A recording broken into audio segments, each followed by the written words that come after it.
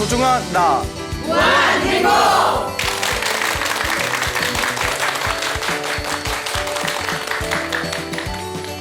예, 만나서 반갑습니다. 예, 광우 스님이라고 합니다. 우리가 살아가면서 우리의 삶에는 끊임없이 행복과 불행이 펼쳐지고 있습니다. 그렇죠? 네. 예.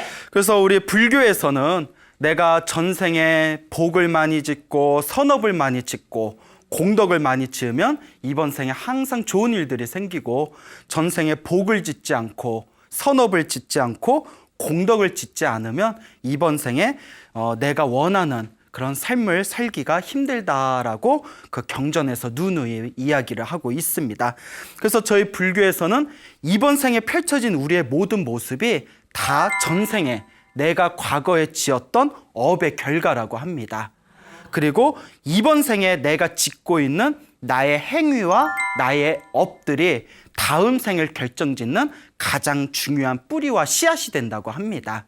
그래서 항상 우리 불자들은 내가 지금 이번 생에 어떤 업을 짓고 있는지, 좋은 업을 짓고 있는지 좋지 못한 업을 짓고 있는지를 끊임없이 스스로 반성하고 되새겨 볼 줄을 알아야 됩니다. 그 불교에서는 자기가 지은 업에 따라서 다음 생에 태어나는 여러 가지 모습들이 결정짓는다고 합니다. 그래서 불교에서는 육도윤회라는 게 있습니다. 많이 들어보셨죠? 그래서 윤회라는 것은 수레바퀴와 같이 태어나고 죽음을 끊임없이 반복하는 우리 중생들의 모습, 이 중생들의 끊임없이 태어나고 죽는 이 모습을 윤회라고 합니다. 그래서 6가지 모습으로 윤회를 하는데, 그 6가지 모습이 가장 밑에 있는 지옥의 삶이 있고요. 그 다음에 배고픈 굶주린 귀신들의 세계인 아귀계가 있습니다. 이 아귀 같은 놈, 이런 말 들어보셨죠? 예, 아귀라는 그런 이제 배고픔에 굶주린 귀신들의 세계가 있습니다. 그리고 어리석은 삶을 살았던 사람들은 다음 생에 축생으로 태어난다고 합니다. 예, 짐승으로 태어난대요. 개나 고양이나 여러 가지 짐승으로 태어나게 되죠. 그리고 이 싸움의 귀신들이 있습니다. 살아생전에 남을 이기기를 좋아하고 화를 잘 내고 항상 승부심에 활활 불타오르는 사람들은 다음 생에 싸움들의 귀신인 아수라로 태어난다고 합니다. 그래서 옛날에 마징가 제트의 아슈라 백작 기억나시죠? 그 아슈라가 불교 용어에서 나온 겁니다. 그래서 사람들이 싸우고 개판 5분 전일 때 우리가 이 무슨 아슈라장이냐 이런 표현 쓰죠. 예. 오늘 왜 이렇게 리액션이 갑자기 좋으세요? 예, 그래요. 예. 자, 어쨌거나 이제 아슈라라고 부르게 되고요. 그 다음에 이제 살아생전에 좀 복을 많이 지은 사람들은 다음 생에 인간으로 태어난다고 합니다. 어쨌거나 여러분들이 이번 생에 인간으로 태어났다는 것 자체가 전생에 그래도 어느 정도 복을 지은 겁니다. 그리고 정말 착하게 정말 선업을 많이 지은 사람들은 다음 생에 천상세계, 우리가 흔히 말하는 천국에 태어난다고 합니다. 근데 불교에서는 이 천국이, 이 천상이 28개가 있다고 합니다. 예, 하나만 있는 게 아니라 28개의 천상세계가 있다라고 불교에서는 가르치고 있습니다. 그러니까 각자가 이렇게 내가 이번 생에 지었던 업의 결과에 의해서 다음 생에 태어나는 모습들이 다 다르게 이 세상에 나타나게 되는 겁니다. 그러니까 또 지옥에 태어났던 사람도 지옥의 업이다면 또 어떻게 될까요? 다시 인간으로 태어날 수 있고, 인간 세상에서 착하게 살았던 사람들이 다음 생에 천상세계에 태어날 수도 있고, 천상세계에서 복을 다 누리고 나면 천국에서 인생이 끝나는 게 아니라 다시 축생이나 아슈라 같이 밑으로 또 뚝 떨어질 수가 있는 겁니다. 이와 같이 내가 지은 업에 의해서 태어나고 죽으면서 끊임없이 6가지의 이런 중생들의 모습으로 펼쳐지는 우리 삶의 모습을 불교에서는 육도윤회라고 부르게 됩니다. 여러분은 전생에 무엇이었을 것 같아요? 모르죠. 예. 근데 항상 하는 얘기가, 이 많은 사람들이 이 인과응보나 육도윤회를 잘 안 믿습니다. 예. 솔직히 딱 믿기기가 힘들어요. 왜 안 믿겨지냐 하면 내가 못 봤으니까. 그렇죠. 그래서 우리 불교에서 항상 하는 이야기가, 누구든 자기의 전생을 기억할 수 있고, 누구든 다음 생에 내가 지은 업에 의해서 다음 생에 결정되어진다는 것을 믿기만 한다면 이 세상 모든 세상 사람들이 착하고 부지런하고 행복하게 살아갈 텐데 아무도 그걸 믿지 않아서 스스로 착한 짓을 하지 않고 악업을 짓고 악행을 지으면서 살아가는 것이다라고 이야기하고 있습니다. 예, 우리 중생들이 죽음이 코앞에 이르렀을 때, 딱 죽음이 코앞에 이르렀을 때 눈앞에 이렇게 그 환상 같은 걸 보게 된답니다. 그래서 여러분 이렇게 돌아가시는 분들 보면 뭐 돌아가시면 뭐가 보인다 이런 말씀하신 분도 있고 또 죽었다 살아난 사람들이 있습니다. 그래서 서양에서 어느 그 학자들이 죽었다가 깨어난 사람들, 분명히 의학적으로 숨이 끊겼는데 뭐 5분 후나 10분 후에 갑자기 살아난 사람들을 딱 그 자기 죽은 동안에 의식이 끊긴 동안에 무엇을 경험했는지를 이렇게 통계를 냈는데 다들 저마다 자신들만의 환상을 봤다고 합니다. 완전히 의식이 끊긴 상태에서. 그러니까 이 학자들이 의아한 게 뇌의 의식 상태가 완전히 사라졌는데도 그 순간에 환상을 봤다는 것 자체를 의학자들도 굉장히 의아하게 여긴답니다. 그래서 많은 뇌의학자들이 굉장히 관심을 가지고 깊이 연구하는 분야 중에 하나가 이 죽었다 깨어나는 임사체험이라고 합니다. 예, 임사체험이라고 부릅니다. 이렇게 사람이 죽음 직전에 이르거나 뭐 죽다가 다시 깨어난 사람들을 보며 무언가 자기들만의 환상을 봤는데 2600여 년 전에 우리 부처님의 경전에도 이 자기가 죽기 직전에 어떤 환상을 보았냐에 따라서 다음 생에 내가 무엇으로 태어날지를 대충 얼추 알 수가 있다고 합니다. 그러니까 한번 잘 들어보세요. 죽음이 코앞에 이르렀을 때 눈앞에 막 큰 불덩어리가 보인다거나 막 귀신 같은 게 보인다거나 막 악귀 같은 게 보이면 어디에 태어난다는 징조일까요? 그렇죠. 지옥에 태어난다는 징조랍니다. 아시겠죠? 그리고 죽기 직전에 눈앞에서 막 큰 들판이 보인다거나 막 산이 보인다거나 뭐 큰 황무지가 보이면 어디에 태어난다는 걸까요? 축생으로 태어날 확률이 크답니다. 그러니까 산이나 들판 보이면 무슨 말인지 알겠죠? 예. 왜 이렇게 놀라세요? 예, 예. 나 봤어 이런 분위기인가요? 예? 예? 큰 산이 보이면 뭐 산, 들판 막 이런 게 보이면 축생으로 태어날 확률이 커요. 뭐 이거 눈앞에 큰 바다가 보이면 뭘로 태어날 확률이 클까요? 예, 그렇죠. 물고기로 태어날 확률이 크겠죠. 예? 예? 나 바다가 좋아. 스님, 저는 죽기 직전에 경포대 해수욕장을 보고 싶어요. 예, 예, 거기 이제 물고기로 태어날 수도 있어요. 예, 예, 이제 예를 들면, 예, 자, 그리고 눈앞에 돌아가신 부모님을 본다거나, 뭐 그런 분 있죠. 엄마가 날 자꾸 불러. 저 뭐 강 건너에서 엄마가 날 자꾸 불러. 막 이러면서 돌아가신 분 있잖아요. 그리고 조상님을 본다거나, 예? 이런 분들은 어디에 태어날 확률이 클까요? 인간으로 태어날 확률이 크답니다. 예, 부모님이나 돌아가신 조상님들을 보시는 경우에는 다음 생에 인간으로 태어날 확률이 크다. 눈앞에 환한 빛을 본다거나 눈앞에 인간 세상에서 볼 수 없는 화려한 세계가 보일 경우에는 어디에 태어난다는 징조의 확률이 크다? 그렇죠. 하늘 세계에 태어날 확률이 크다. 그리고 죽기 전에 연불 소리가 들린다거나 하늘에서 뭐 부처님의 법문 소리가 들린다거나 죽기 직전에 눈앞에서 부처님이나 보살님의 모습이 보이면 다음 생에 부처님이 계신 불국토에 태어날 확률이 크답니다.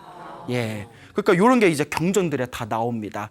실제로 제 주변에 이렇게 돌아가신 분들, 어르신들 옆에서 임종하실 때 옆에서 이렇게 지켜보신 분들 이야기를 들어보면 어떤 분은 막 소리를 지르면서 막 손발을 막 허우적거리다가 돌아가신 분들도 계시고, 그렇죠. 그리고 어떤 분은 눈을 감지 못하고 눈을 뜬 채 돌아가신 분도 계십니다. 이런 분들은 좀 죄송스러운 얘기지만 좀 안 좋은 곳에 태어났을 확률이 좀 크다. 예, 무슨 말인지 알겠죠? 왜 그런고 하면 우리가 살아생전에 지었던 업이 죽기 직전에 그 업의 징조가 나타난답니다. 그래서 살아생전에 마음을 잘 쓰고 복을 많이 지으신 분들은 죽음 직전에 좋은 현상을 보고요. 살아생전에 살생을 많이 하고 화를 잘 내고 남을 괴롭혔던 사람은 죽기 직전에 굉장히 안 좋은 무서운 현상들을 보게 된답니다. 예. 그리고 또 어떤 분들은 다 이렇게 돌아가시면서 저기 돌아가신 우리 부모님이 나한테 손짓하고 있다. 나 이제 갈게 하시는 분들 계시죠. 그런 분들은 인간으로 태어났을 확률이 크고요. 또 어떤 분은 다 눈을 감으면서 나무아미타불 나무아미타불 연불하시면서 부처님이 나를 부르시는구나, 나는 부처님 저 빛을 따라 나는 이제 떠나겠다 하시는 분들은 정말 부처님이 계신 국토에 태어날 수 있을 확률이 크죠. 예, 그러니까 여러분들은 다음 생에 어디에 태어나고 싶으세요? 천상? 그래요. 천상에 태어나도 영원한 삶이 아닌데, 예, 그래도 좀 누리고 싶은 게 있으시구나. 예. 자, 어쨌거나 이런 관점에서 봤을 때 우리 부처님의 경전을 보면 지금 제가 이야기한 그런 부분의 연장선상에서 굉장히 재미난 이야기들이 많습니다. 그중에 오늘 또 들려드릴 이야기가 백정쭌다의 이야기입니다. 예, 이름이 뭐라고요? 네, 쭌다예요, 쭌다. 예. 근데 백정이었대요. 백정이 이제 도살업이잖아요. 그 불교에서는 생명을 죽이는 업이 가장 안 좋은 그런 업이랍니다. 생명을 죽이는 거. 그러니까 이제 모기나 바퀴벌레 정도 죽이는 거는 좀 약하대요. 예? 뭔 얘기인지 알죠? 근데 모기를 죽이는 것보다 돼지를 죽이는 게 더 무섭대요. 돼지를 죽이는 것보다 소를 죽이는 게 더 무섭대요. 소를 죽이는 것보다 인간을 죽이는 게 제일 무서운 살생의 업이랍니다. 그러면 무엇을 따지냐면 인지 능력으로 따진답니다. 모기보다는 돼지가 똑똑하잖아요. 네. 돼지보다는 사람이 더 똑똑하잖아요. 똑똑하다는 건 영적인 진화를 뜻한 거래요. 그래서 영적인 진화의 수준이 높은 것을 죽일수록 받는 악업이 무섭답니다. 그래서 같은 사람들 중에서도 나쁜 놈을 죽였을 때와 수행을 열심히 해서 깨달음을 얻은 분을 죽였을 때 그 업의 차이가 또 엄청 크답니다. 예, 그러니까 영적인 진화의 수준에 따라서 내가 누구를 죽였냐에 따라 것도 역시 그 받는 업이 틀리다라고 생각해 볼 수가 있습니다. 근데 이 백정쭌다는 이제 돼지 잡던 사람이었어요. 근데 돼지를 죽여도 곱게 죽이지는 않고 아주 잔인하고 학대하면서 죽였대요. 근데 우리 그 가끔 뭐 책 같은 걸 보면 실제적으로 그 굉장히 성품이 좀 잔인한 사람들이 있는 것 같아요.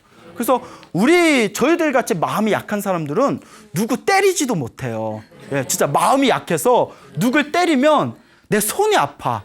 예? 예? 예? 내 손이 아파. 내 가녀린 손으로 저 사람을 때렸고, 손이 아파라.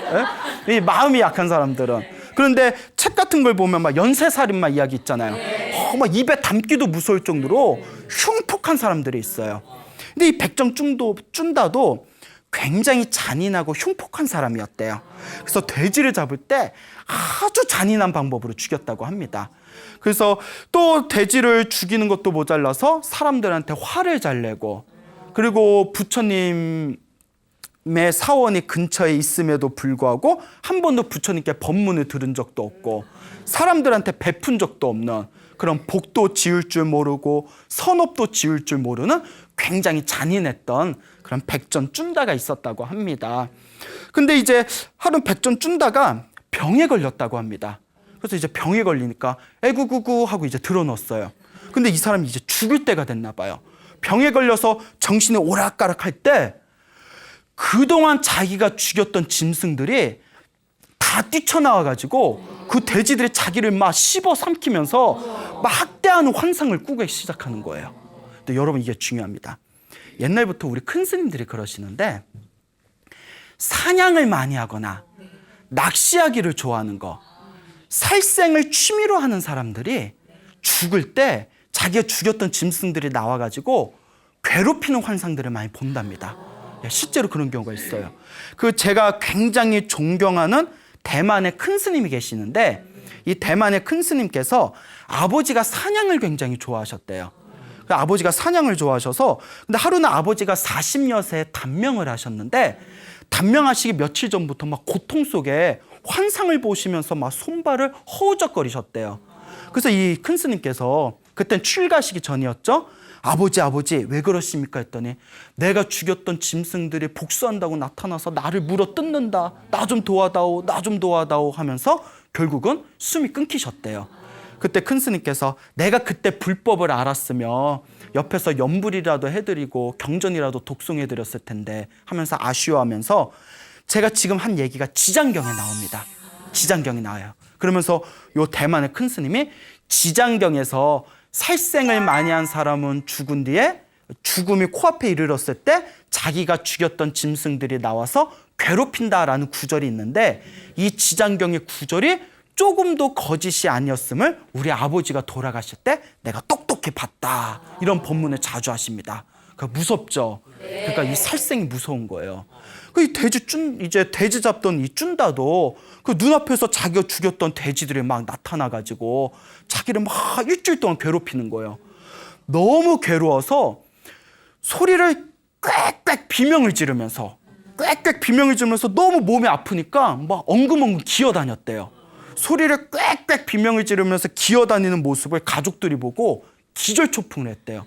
왜냐하면 도살하기 직전에 도망다니던 돼지의 모습하고 똑같더래요. 이게 업이에요. 예? 그리고 이 돼지 쭌다가 막 고통 속에서 눈앞에서 불구덩이가 활활 타오르는 게 자꾸 보인다고. 그곳으로 자기가 빨려 들어가는 게 보인다고. 그게 이게 아까 얘기한 어디에 떨어질 업이에요? 지옥에 떨어질 업이에요. 그러니까 그렇게 일주일 동안 비명을 꽥꽥 지르다가 일주일이 지난 뒤에 이제 목숨이 딱 끊깁니다. 예, 눈을 부릅뜬 채 갑자기 고통 속에 허우적거리다가 죽게 돼요. 그 근처에 부처님의 사원이 있었습니다. 그때 제자들이 일주일 동안 어디서 돼지 멱다는 소리가 꽥꽥 일주일 동안 들리다가, 예? 그 멱다는 소리가 딱 멈추니까 부처님께 찾아갑니다. 부처님, 저 돼지 잡는 쭌다는 너무나 잔인합니다. 일주일 동안 어떻게 24시간 쉬지 않고 저렇게 돼지를 죽일 수가 있단 말입니까? 그때 부처님께서 가만히 계시다가, 제자들아, 저 일주일 동안 들리던 저 돼지의 비명소리는 돼지가 아니라 쭌다의 목소리였다라고 하시는 거예요. 일주일 동안. 그 부처님은 다 보고 계시는 거죠. 신통력으로. 거룩하신 세존이시여, 그것은 왜 그런 겁니까? 백정 쭌다가 살아생전에 너무나 살생의 악업을 많이 지었기 때문에 죽기 직전에 그 업을 받은 것이다. 하지만 더 안타까운 것은 죽은 뒤에 아비지옥에 떨어져서 지옥에서 오랫동안 더 큰, 더 무서운 고통을 받아야 되니 그것이 더 안타까운 일이다 라고 법문을 하셨다고 합니다. 예? 그럼 우리는 이런 생각을 해볼 수가 있어요. 부처님께서 그 소리를 다 듣고 쭌다의 괴로움을 다 아셨는데도 왜 부처님이 가서 도와주지 않았을까요? 그렇죠? 부처님은 자비로운 분인데 왜 고통받는 중생을 코앞에 다 뻔히 알고 계시면서도 왜 도와주지 않으셨을까? 여기에 불교의 중요한 비밀이 있습니다. 내 업은 누가 받는다? 내가 받는다. 예? 여러분, 많은 분들이 오해하시는 것 중에 하나가 부처님만 열심히 부르면 정말 부처님을 간절한 마음으로 부르고 제가 잘못했습니다 하고 간절한 마음으로 참여하면 부처님이 분명히 도와주십니다. 무슨 말인지 알죠? 하지만 당신을 부르지 않으면 부처님도 애써 직접 가서 도와주신다, 도와주지 않으신다. 예. 안 도와주시는 게 아니라 그게 업의 법칙입니다. 그 사람이 받아야 할 업이 있기 때문에 부처님을 간절한 마음으로 부르면 부처님은 언제든지 가서 도와주시고 자비를 펼칠 수 있지만 부처님을 부르지 않고 부처님을 믿지 않는 사람에게는 부처님도 도와줄 수 있다, 없다? 도와줄 수가 없는 거예요. 알겠죠? 이게 인과의 법칙입니다. 예? 그렇기 때문에 많은 분들이 항상 간절한 마음으로 우리가 관세음보살을 부르고 지장보살을 부르고 석가모니부를 부르고 아미타부를 부릅니다. 그렇죠? 네. 간절하게 부르면 효과가 있습니다. 하지만 우리가 괴로움에 떨어졌을 때 스스로 괴로움에 막 몸부림치면서 스스로 괴로움 속에서 치를 떼면서도 부처님께 의지하고 부처님께 스스로의 잘못을 참회하지 않고 간절한 마음으로 부처님께 도움을 청하지 않는다면 부처님도 도와줄 방법이 있다, 없다? 없다. 이게 바로 인과의 법칙이다. 예, 이게 바로 업의 법칙입니다. 그래서 쭌다는 자기가 받아야 평생 동안 지었던 자기의 업이 있었기 때문에 결국 그렇게 이제 지옥에 떨어지게 된 겁니다. 무슨 말인지 알겠죠? 예. 그래서 부처님께서 제자들에게 다음과 같은 개성을 가르치십니다. 악행을 짓는 사람은 이번 생에도 괴롭고 다음 생에도 괴롭다. 자기가 지은 악행을 슬퍼하며 괴로워한다 라고 제자들에게 이 개송을 가르치시게 됩니다. 여러분도 이번 생에 악업을 많이 지으시면 안 됩니다. 아예 악행을 지으시면 안 됩니다. 이번 생에도 괴로워지지만 더 무서운 것은 내가 지은 그 악업의 대가를 다음 생에도 받아가게 된다는 것입니다. 그래서 정말 윤회가 있다는 걸 믿고 다음 생이 있다는 걸 믿고 다다음 생이 있다는 것을 믿고 내가 지은 업은 반드시 내가 받는다라는 것을 믿는다면 우리의 삶은 훨씬 더 풍요로워지고 훨씬 더 복과 선업을 짓는 자기 자신의 충실한 삶을 살 수 있게 될 것입니다. 중국 송나라 시대 때 있었던 이야기입니다. 중국 송나라 시대 때 이름이 유공이라는 사람이 있었어요. 유공이라는 사람이 있었는데 이 유공이라는 사람도 그 백정이었어요. 소와 돼지를 잡던 백정이었는데 이 사람이 이제 20대 중반이 되었을 때 근데 옛날에 20대 중반이면 지금으로 치면 이제 다 큰 성인이죠. 20대 중반이 딱 되었을 때 어느 스님께서 이렇게 마을에 탁발을 내려오셨대요. 그래서 이제 탁발을 나오셔서 이렇게 쌀을 받아가시다가 이 유공의 도사라는 도살집 앞에 딱 멈추고 다 한탄을 하는 겁니다. 아, 이 업을 어찌할꼬, 이 업을 어찌할꼬. 그러니까 유공이 딱 나오면서 스님한테 인사를 드리면서 아, 스님 왜 그러십니까? 자네가 이렇게 손에 피를 묻히면서 수많은 중생들에게 살생을 하고 수많은 중생을 죽였으니 자네는 다음 생에도 똑같은 짐승으로 태어나서 똑같은 방법으로 온몸이 갈기갈기 찢기게 될 것이다. 그리고 그 원한이 서로 끊이지 않고 그 원한을 서로 갚다 보면 수없는 생이 지난 뒤에도 이 원한은 갚을 길이 없을 것이다. 그런데 어찌하여 아직도 이 살생의 업을 버리지 못하는가 라고 조언을 해줍니다. 그러니까 이 유공이라는 사람이 그 말을 듣고 딱 느낀 바가 있는 거예요. 스님, 저의 이 백정의 직업은 저의 조상대대로 내려오던 겁니다. 이걸 제가 조상대대로 내려오던 직업이니 제가 함부로 이것을 내팽개칠 수가 없습니다. 그 스님께서 자상한 말로 이 인과법을 가르치시면서 내가 보건대 자네는 전생에 복과 선업을 지은 사람이네. 그래도 전생에 성근이 있었던 사람이네. 그러니까 스님도 알아보고 얘기하는 거예요. 야, 아무나 갖고 얘기하다 한 대 맞으면 어떡해? 이렇게 딱 보고 대충 아이고 얼굴이 기운이 좋으십니다 이러면서 대충 이제 전생에 복을 좀 지으셨나 봅니다. 딱 알아보고 자네는 전생에 성근이 지었던 사람이네. 그러니 더 이상 살생의 업을 짓지 말고 금강경과 법화경을 지극한 마음으로 평생 동안 독송하면서 금강경과 법화경을 평생 동안 지극한 마음으로 독송하면서 지금까지 지었던 살생의 업을 평생토록 참회하면서 사시게나라고 말을 남긴 채 이렇게 길을 떠나셨다고 합니다. 그러니까 이 유공이라는 이 백정이 마음에 딱 뭐가 와닿는 거예요. 그러니까 정말 전생에 성근이 있는 거예요. 여러분, 전생에 복이 없는 사람, 전생에 불법과 인연이 없는 사람은 아무리 좋은 이야기를 해줘도 못 알아들어요. 예를 들어 제가 뭐 어떤 사람한테 막 이렇게 막 불교에 대해서 재미나게 얘기해주면 막 까르르 웃으면서 아이고 스님 참 말씀 재밌게 하세요 하면서 절엔 안 와. 그게 진짜예요. 왜 찔려요? 찔려요? 이게 전생에 이게 인연이 없어서 그런 거예요.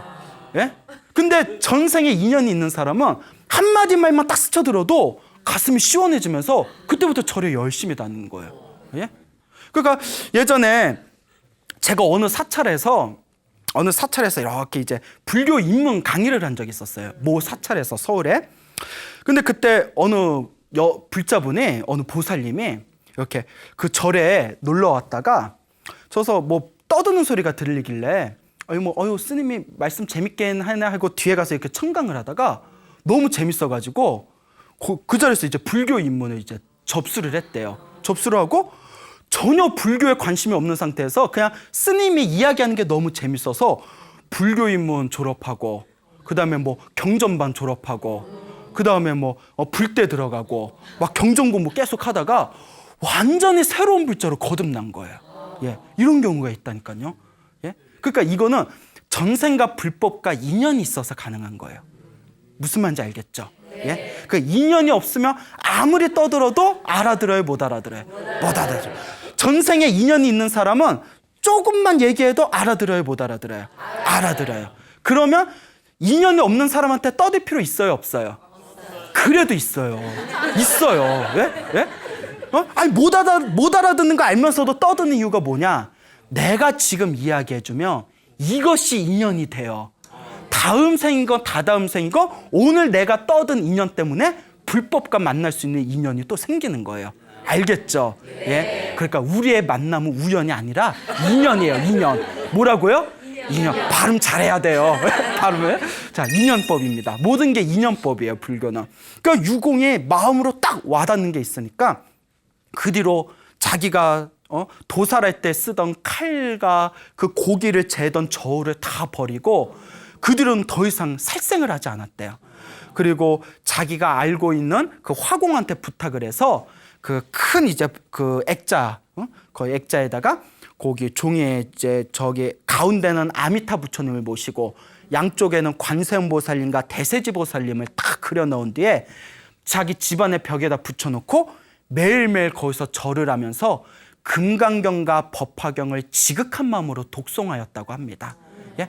평생을 기도를 올리면서 제가 지금까지 손에 피를 묻히면서 제가 죽였던 모든 생명들이 모두 해탈하게 해주십시오라고 그 자기가 죽였던 짐승들과 이 세상에 있는 모든 생명들이 행복하기를 발언하면서 금강경과 법화경을 열심히 독송하셨대요.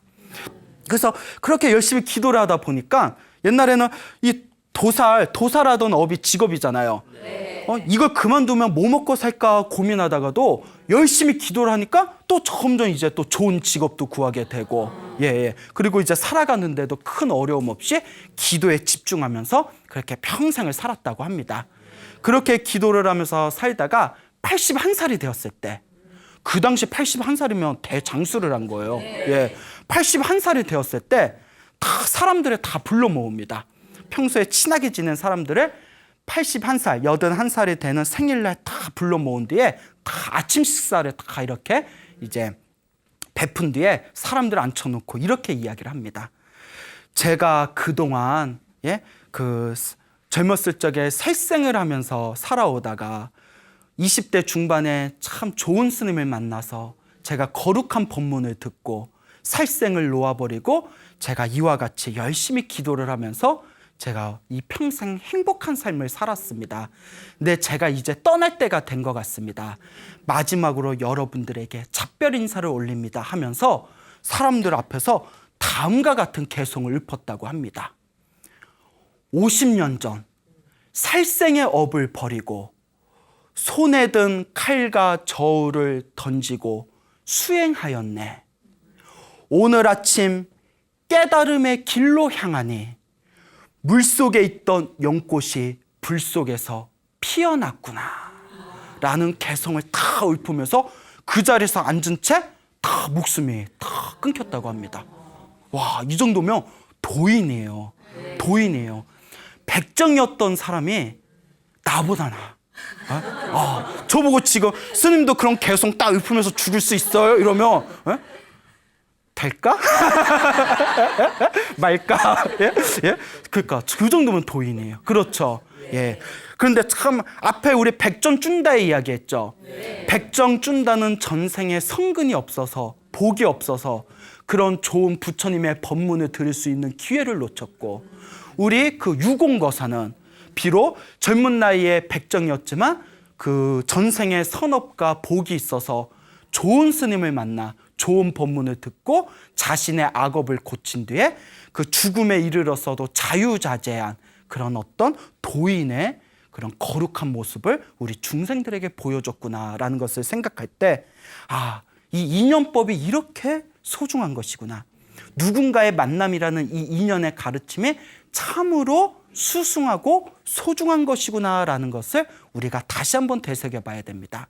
그래서 우리가 만나는 수많은 인연은 부모 인연도 있고 부부 인연도 있고 친구 인연도 있지만 그중에서 가장 소중한 인연은 불법을 만나는 인연입니다. 유공이 불법을 만나지 못했더라면 과연 유공이 구제받을 수 있었겠습니까? 만약에 백정쭌다가 일찍이 부처님의 법문에 찾아가서 듣고 마음으로 겸손하게 받아들였더라면 분명히 백정쭌다의 운명도 바뀌었을 겁니다. 이와 같이 불법과 만날 수 있는 인연은 참으로 소중한 인연입니다. 근데 우리 불자분들은 내가 이번 생에 불법을 만난 것은 전생에 내가 정말 소중한 인연이 있었기 때문에, 전생에 내가 복을 짓고 선업을 짓고 공덕을 지은 것이 있었기 때문에 이번 생에 내가 불법을 만났구나. 그러니 이번 생에 이 불법을 열심히 닦아보자라는 마음을 항상 스스로 새롭게 발심하셔야 됩니다. 알겠죠? 네. 자, 그 백정쭌다와 같은 시대에 단미가라는 신도가 있었습니다. 뭐라고요? 단미가. 예, 단미가. 어제 담 걸렸나 봐. 그 막 자꾸 어깨가 아파가지고 한의원에 갔어요. 한의사가 아이고 이거 담 걸렸네. 아, 담입니까? 예? 담입니까? 예, 요새 유행하는 아재 개그죠? 예. 약간 짜증나는 듯한. 예? 자, 담미가라는 제가 신도가 있었는데 굉장히 신심이 깊은 남자 신도였어요. 그래서 항상 부처님의 법문 듣기를 좋아하고, 항상 스님들과 부처님께 공양 올리기를 좋아하고, 항상 가난하고 힘들고 외로운 사람들한테 베풀기를 좋아하고, 평소에 화도 내지 않고 마음을 아주 잘 쓰던 단미가라는 남자 신도가 있었습니다. 이 단미가가 이제 나이가 들었는데, 나이가 드니까 몸에 힘이 다 떨어져서 자리에 들어 누웠답니다. 자리에 들어 누운 뒤에 몇 날 며칠 동안 누워 있으니까 너무나 부처님의 법문을 듣고 싶은데 부처님의 법문을 들을 수가 없는 거예요. 너무 이제 몸에 병이 깊어서 절에 갈 수가 없으니까. 그러니까 너무 부처님의 법문을 듣고 싶으니까 사람을 시켜서 심부름을 보냅니다. 그래서 부처님께 다 보내서 부처님께 단미가가 보낸 심부름꾼입니다. 부처님, 단미가가 너무나 부처님의 법문을 듣고 싶은데 몸에 거동하기가 힘드니 부처님의 법문을 대신 들려줄 스님을 좀 보내주십시오라고 부탁을 합니다. 예? 아니 건방지게 스님을 오라가라 라고 생각할 수 있지만 우리 부처님께서 단미가가 불법을 듣고 싶은데 몸이 거동이 힘들어서 올 수가 없으니 스님을 보내야 되겠구나. 얼마나 자비로운 분이세요. 그래서 몇 분의 스님을 다 보냅니다. 스님이 다 가요. 단미가 신도여, 저희들이 부처님의 명을 받고 왔습니다. 무엇을 도와드릴까요? 단미가가 부처님의 말씀, 부처님의 경전을 독경해 주십시오라고 부탁을 해요. 그래서 예, 단미가요, 우리가 부처님의 경전을 독송해 드리겠습니다. 단미가가 스님, 제가 몸이 거동을 하지 못해 스님들이 오셨는데도 자리에서 일어나서 인사 올리기가 힘듭니다. 제가 눈이 너무 어두워서 제 스님들 뵙기도 어렵습니다. 저에게 그냥 간절한 부탁이 있으니 부처님의 소중한 말씀을 독경해 주십시오. 그 스님들이 다 이렇게 거룩한 음성으로 독경을 해줬대요. 나 여시아문 일시불 제사위고 기수고 고도건 하면서 뭔 뜻인지 모르죠? 하여튼 부처님의 경전에 다 이렇게 독경을 하면 드리니까 단미가가 막 환희심이 나는 거예요. 부처님, 그토록 듣고 싶었던 부처님의 법문을 다 들으면서 부처님의 법문을 듣다가 순간 눈앞에서 환상을 보게 됩니다. 환상을 봐요. 눈앞에서 황금마차들이 내려오는 환상을 보게 돼요. 여러분, 하늘 세계가 몇 개가 있다고 그랬죠? 28개가 있다잖아요. 28개에서 밑에서 6세상이 있어요. 밑에서 6개. 밑에서 천상세계 밑에서 6개의 천상세계에서 각자 황금마차를 보내서 단미가를 우리 천상세계로 데려와라 해가지고 6개 황금마차가 내려옵니다. 와, 황금마차. 예? 예? 지금 보내면 뭐 황금 롤스레이스라는 거, 예? 그런 거 다 황금마차가 내려와요. 근데 이건 누구 눈에만 보여요? 단미가. 그러니까 아까 얘기했죠. 죽음 직전에 눈앞에 보이는 환상들이 있다고. 그래서 황금마차가 내려와서 그 6명의 천신들이, 황금마차의 6명의 마부들이 서로 단미가요, 우리 마차에 타십시오. 아닙니다, 우리 마차에 타십시오 하면서 서로 모셔가려고 뭐 호객 행위를 벌이네. 예? 예? 뭐 대리운전이야? 예? 예? 그러니까 우리 쪽에 타십시오, 우리 쪽에 타십시오 이러니까 단미가가 순간 너무나 우리 같으면 아까 천상계에 태어나고 싶어요 하신 분들 계셨죠? 야, 이게 웬 떡이야 하고 후다닥 탈 텐데 단미가는 신심이 너무 깊은 거예요. 멈추시오, 멈추시오 하는 거예요. 스님들의 독경 소리가 들리지 않습니다. 야, 대단하죠? 예? 천상계 모셔가려고 하는데 멈추시오. 스님들의 독경을 들어야 되니까 멈추시오, 멈추시오 하니까 스님들 경 있다가 멈춰요? 이랬대. 예? 그만 읽을까요? 예? 예? 이제 그만 읽어도 돼요? 아유, 목 칼칼했는데. 예? 예? 뭐 그러진 않으셨겠지만. 예? 그만 읽을까요? 하더니 단미가가 멈추시오, 멈추시오라는 말을 오해해서 자, 여기서 멈추라니까 우리 그만 돌아갑시다 해가지고 절로 돌아갔답니다. 그러니까 환상에 빠져있는 단미가는 그냥 멈추시오, 멈추시오 하고 스님들이 돌아가니까 옆에 있던 아들하고 딸들이 우리 아버지가 헛소리를 하시네. 우리 아버지가 정신을 잃어버리셨네. 불쌍해서 어떻게 하고 막 울고 있는 거예요. 예? 예? 막 치매 걸렸을까 봐. 불쌍해서 어떻게 우리 아버지 하고 울고 있는데 이제 단미가가 환상에서 깹니다. 그 자식들이 뭐 엉엉 울고 있으니까 너희들은 왜 울고 있냐? 그리고 독경해 주던 스님들은 어디 가셨냐라고 물어보는 거예요. 아버지가 아까 막 멈추시오, 멈추시오. 스님들 독경 소리 듣기 싫다고 멈추시오 해가지고 스님들은 돌아가셨고 저희들은 아버지가 헛소리하는 거 너무나 가슴이 아파가지고 눈물을 흘리고 있었던 겁니다. 했더니 단미가가 사태를 짐작하고 아들아, 딸들아, 울지 말아라. 예? 눈물을 거둬라. 내가 멈추시오, 멈추시오 했던 거는 하늘에서 황금마차가 와서 나를 태우고 가려고 하기 때문에 스님들 독경 소리를 더 듣고 싶어서 잠깐 기다려라, 멈춰라 했던 것이다 라고 대답을 하는 거예요. 그러니까 아들, 딸들이 그 말을 듣고 더 기가 막혀. 예? 예? 뭐야, 왜 황금마차? 예? 그 살아생전에 마차 한번 태워드릴 걸 싶은 거죠. 예? 그 황금마차가 어디에 있습니까? 어디에 있습니까? 눈앞에 보이지 않느냐? 저희는 안 보입니다. 그러면 나는 그러면 황금마차를 타고 가야 되는데 내가 너희들 앞에서 증명을 하겠다. 그러면서 꽃다발을 가져오너라 이랬대요. 꽃다발을 딱 가져왔어요. 꽃다발. 여러분 꽃다발 받아보셨어요? 예. 마지막으로 받아본 게 언제예요? 예. 예. 자, 꽃다발을 딱 가져오니까 이 천상 세계에서 가장 좋은 하늘 세계가 어디냐라고 이제 질문을 던집니다. 그러니까 아들, 딸들도 불교를 알잖아요. 부처님 법문을 들어봤으니까.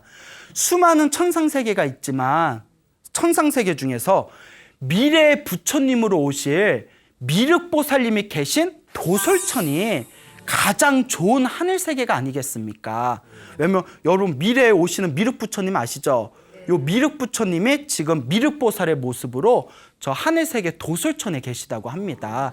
다시 이 세상에 출현하실 때를 기다리면서. 그래서 도솔천이 가장 좋은 하늘세계인 것 같습니다. 이러니까 이제 단미가가 다음과 같이 얘기합니다. 자, 그러면 다음과 같이 해라. 이제 아들한테 시키는 거예요. 단미가가 지금까지 선업을 지은 공덕으로 도솔천에 태어날 수 있기를 발언합니다 하면서 요 꽃다발을 허공에다 던져라. 뭔 말인지 알겠죠? 허공에다 던져라. 예? 그러니까 이제 아들이 별걸 다 시키네. 예? 그래서 이제 아버지가 시키니까 우리 아버지 단미가가 평생 동안 지은 선업의 공덕으로 다음 생에는 도솔천에 태어나기를 발언합니다.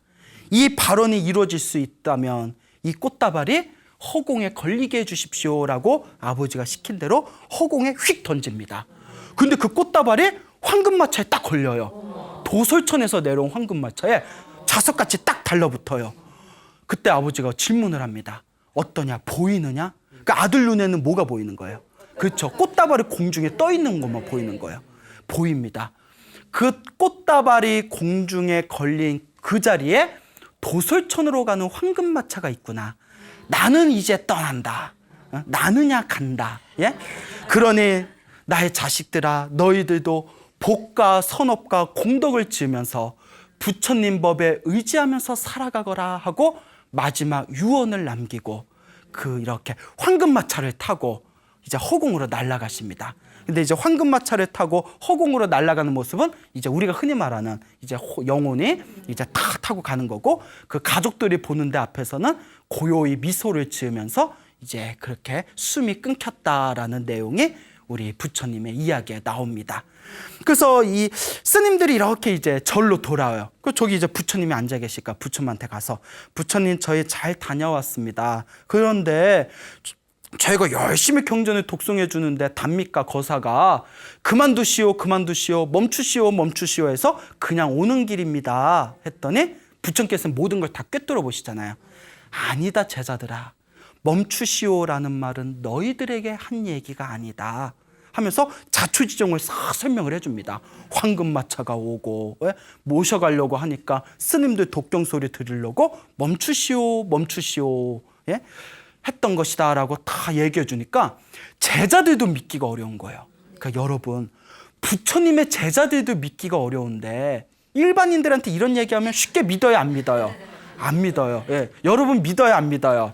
안 믿어요? 예. 그냥 재밌으니까 듣는 거예요? 예. 자, 그래서 부처님께서 다음과 같이 말씀하십니다. 반드시 자기가 지은 악업은 악업대로 자기가 받고 선업은 선업대로 자기가 받느니라 하면서 다음과 같은 개송을 제자들 앞에서 가르치십니다. 선행을 짓는 사람은 이번 생에도 기뻐하고 다음 생에도 기뻐한다. 자기가 지은 선행을 떠올리면서 항상 즐거워한다라는 개송을 제자들에게 가르치십니다. 여러분, 백정준다의 이야기를 여러분들에게 말씀드렸습니다. 자기가 지은 그 악업을 결국 누가 받았습니까? 그렇죠. 스스로 백정준다가 받았습니다. 또 금방 단미가 거사에 대한 이야기를 여러분들에게 들려드렸습니다. 자기가 지은 선업도 결국 누가 받아갔습니까? 그렇죠. 자기가 그 선업을 받아갔습니다. 우리는 살아오면서 자기가 원하든 원하지 않든 알고 지었건 모르고 지었건 끊임없이 자기도 모르게 실수하고 악업을 짓습니다. 사실 우리는 선업을 짓는 것보다 악업을 짓는 게 더 쉽습니다. 하지만 우리에겐 희망이 있다 없다? 희망이 있습니다. 아까도 여러분에게 유공거사에 대해서 말씀을 드렸습니다. 젊은 나이에 손에다 피를 묻히면서 수많은 중생들을 죽였지만 마음을 돌려서 기도하고 참회하고 복과 선업과 공덕을 많이 지어서 결국 이번 생에 그 아름다운 삶을 회양하게 됩니다. 내가 지은 업은 악업도 내가 지은 거지만 그 악업을 소멸하는 것도 누가 소멸할 수 있다? 내가 소멸할 수 있습니다. 불법 안에는 내가 지은 악업을 소멸하는 방법이 있습니다. 그게 바로 기도입니다. 그게 바로 선업을 짓고 공덕을 짓는 방법입니다. 티베트의 어느 고승이 이런 법문을 했습니다. 그 티베트의 어느 큰 스님이 사람들에게 다음과 같이 이야기합니다. 사람들은 이 세상에 태어나서 끊임없이 계획하고 준비하고 또 계획하고 준비하며 살아간다. 그렇죠. 끊임없이 뭔가 계획하고 준비하잖아요. 그런데 정작 가장 중요한 다음 생을 위해서는 아무런 준비조차 하지 못한다. 여러분들은 다음 생을 위해서 지금 무엇을 준비하고 계십니까? 여러분, 행복해지고 싶습니까? 네. 행복한 삶을 창조하고 싶습니까? 네. 복을 지으십시오. 선업을 지으십시오. 공덕을 쌓으십시오. 복과 선업과 공덕의 힘이 여러분들을 진정한 행복의 길로 이끌어 줄 것입니다. 여기서 마치겠습니다. 소중한 나 무한 행복!